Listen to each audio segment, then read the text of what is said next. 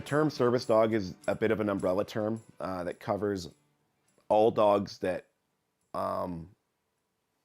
either help people or work with people with a disability.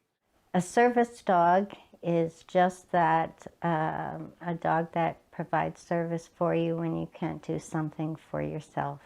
Hi, my name is Debbie. I've lived in Edmonton most of my life. I have a service dog, Nation. He has been with me for 8 years. We're basically attached to the hip. My name is Mary. I'm 24 years old, and Bailey is my service dog. In my own words, a service dog is an animal that exists to be a part of a family, but also help a certain family member with different types of disabilities and make their life easier and make their life more enjoyable. Hi, my name is Joe Hugluck, and I've been wondering what type of tasks are service dogs trained to do? A service dog is a general overlapping term for really any dog that is task trained. So that whether that's like seizure alert response, hearing ear dogs, special skills, they're all service dogs. A guide dog technically falls into that category, but it's just more of a specific training term. Bailey's trained to do are, she helps stop harmful behavior from when I get anxious and start to hurt myself. She helps with ambulation, so up and down stairs, getting up from the floor, stuff like that. She does deep pressure therapy to help with pain that I get. She also detects when my heart rate starts to get high from not just anxiety, but a heart issue. So she tells me that I need to sit down so that I don't pass out and hurt myself. Nation helps me because I have epilepsy. So I started having epilepsy from being struck by lightning. He barks should I have a seizure to get people to help me. If I whisper help, he will bark for help. If I fall, he'll bark for help. He will not bark any other time. Where can someone get a service dog, and is there a waiting list? If you live in Edmonton, I know that there's a couple of organizations that provide dogs for people, but there's also quite a few people that help owner train dogs as well. I started looking into service dogs, oh goodness, maybe 4 years ago now. I started looking for psych mostly, had gone through a really rough mental patch and started seeing a psychiatrist. They had a therapy dog in the office, and I noticed how I was able to talk easier with the dog. Bailey, touch. Good girl. I was like, hey, maybe that's something that would be beneficial to me. And a year after that, I got my physical mobility diagnosis, and then I started really looking into it. If somebody with epilepsy was looking for a service dog, I would recommend Lions Foundation Dog Guides of Canada. And that's how I got Nation. Nation was already trained to be a seizure response dog. I had to be trained. It was me that had to be trained. And there was also the bonding. We had to become bonded, but we clicked immediately. We were already a team from day one. He was picked for me. I didn't pick him. The trainer came in, saw my personality, chose his personality, and we were picked for each other. I've heard that there is quite a long list to get an organization trained dog, and there's also, I know personally, like the trainer I went with has a long list of people that want to train with her, and she's having to put them on a wait list where, you know, she's looking at about 6 months to a year to get some people in. There are many programs that the Lions Foundation does provide. They have one for autism, for the hearing impaired, for epilepsy, mobility. There is a waiting list. I know COVID has definitely put a kink in everything, so I'm not sure what it would be right now. I've been wondering, can you train a service dog yourself? Bailey is a pit bull husky mix, and I've trained her mostly myself. The traits Bailey had, I didn't really notice them as a puppy because we weren't really looking for that at the time.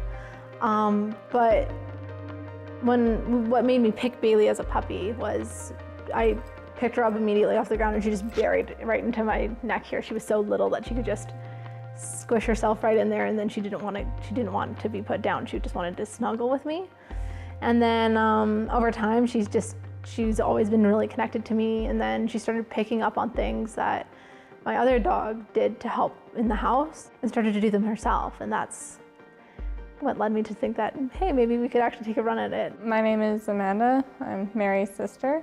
When I heard that Mary was going to use Bailey as a service dog, I was really happy for her. I thought it was a really good decision for her.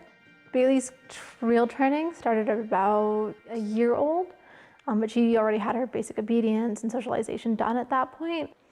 I trained Bailey myself for about 6 months-ish, and then I thought I'd branch out and, talked to a trainer, and I contacted Red Dog Training Solutions, and Dawn met up with me and we did our first little training session, and the rest is history, essentially. But we did that. We trained her for a year and a half, Dawn and I, and February 14th, we wrote the service dog exam and we passed.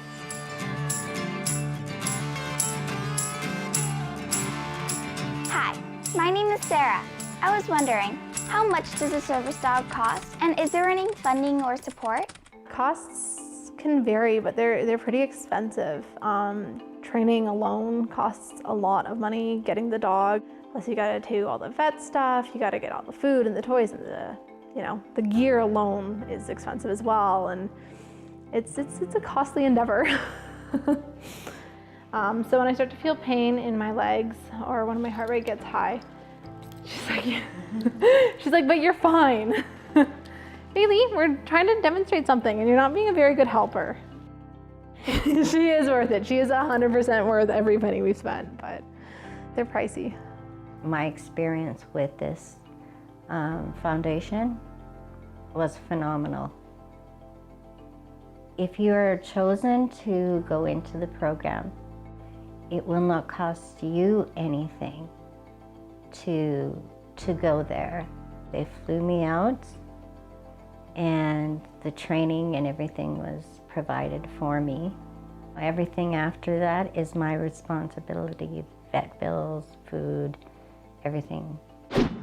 Do other service dogs have the same rights as guide dogs? And are they covered by the same laws?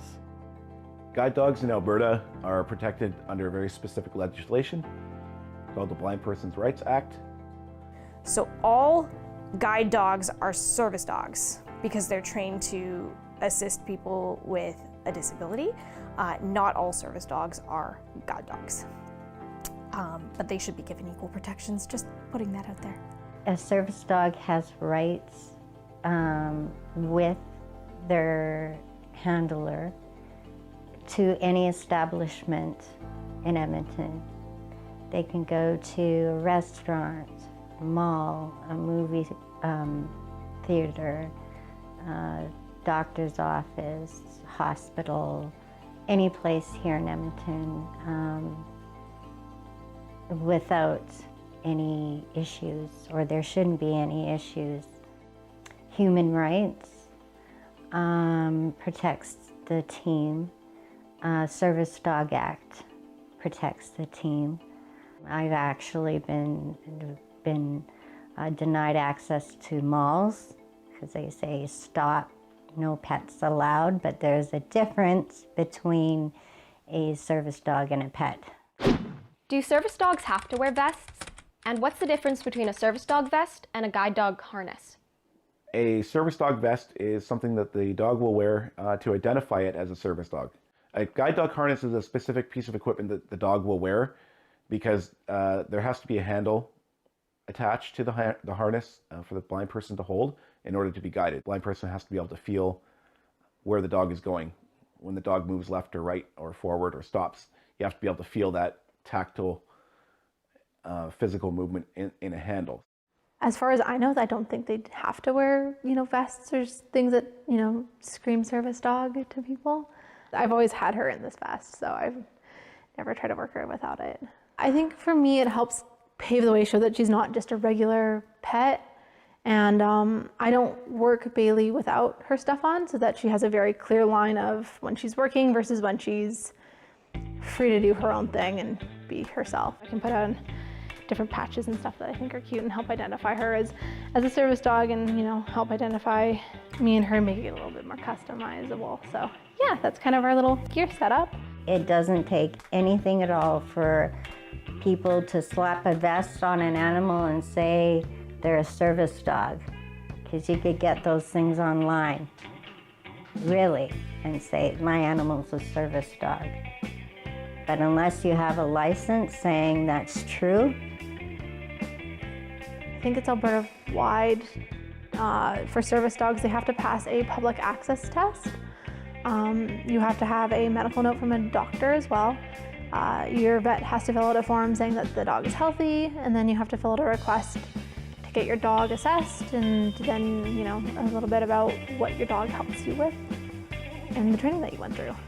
There is an ID card that you get once you pass the service dog exam. Mine is on Bailey's vest, where it's visible for everybody to see in case anyone, needs to see it, like a security guard or a police officer or something like that. I keep it in his vest at all times because I have no issue with somebody asking me for our license because it gives a picture of us as a team on it. The hardest part of having a service dog, for myself, in my own experience, has been the general public not being so respectful about her, and coming to terms with the fact that I am a disabled person, even though I don't necessarily look it. That was a little challenging for myself to refer to myself as somebody with a disability. I've had people accuse me of faking it because I don't look disabled. Someone goes, oh, there's nothing wrong with you. Hi, my name is Triana, and I was wondering, how can I tell if it's a real service dog? They can tell through the behavior of the animal. They don't wander too far from the handler. They're always in a close reach. They're typically focused on their person. And they're not wandering around on stretchy leads and barking and doing all that kind of stuff. They're very well behaved. Well, the short answer is you can't always tell if a dog is a legitimate service dog or a certified guide dog. The public has no authority to determine if the dog is legitimate or not. It's like you wouldn't walk up to somebody in a mall and demand their ID. It's the same thing with a service dog. You don't walk up and demand to know if that's a legitimate service dog. If there's issues, then there are authorities that can deal with that. I am of the belief, controversial even if it is, that if a dog is in public and it is behaving itself, you leave it alone. It's very frustrating for guide and service dog handlers to come across issues where we are being asked whether or not we or our dogs belong in public when our dog is doing nothing more than behaving itself and doing its job. It's happened in my university classes, it's happened out in public. We've been challenged by people just shopping, asking what I'm doing there, why I have the dog if they can't pet her. I generally try to, inform them that, she's a service dog, she's working, that's distracting her, and if they wanted to ask, if they wanted to pet her, all they have to do is ask me nicely, and I'm generally pretty okay with that, but I don't appreciate people randomly coming up and touching her without that permission. Edmonton is a very friendly service dog community. I find that there is a lot of people more or less understand what service dogs are. Sometimes they confuse a service dog with a guide dog. They really do. If I'm wearing sunglasses, they figure I can't see. So they think that he is guiding me. I think sometimes people tend to forget that there's dogs that do other jobs other than just guiding people. The best part is how she helps me be more independent when I go out and stuff. I don't have to, try to convince my family or my fiance, can you come out with me? Can you come help me with this? I can just grab Bailey, grab her stuff, and get in the car and go. It's super liberating to be able to do it by myself.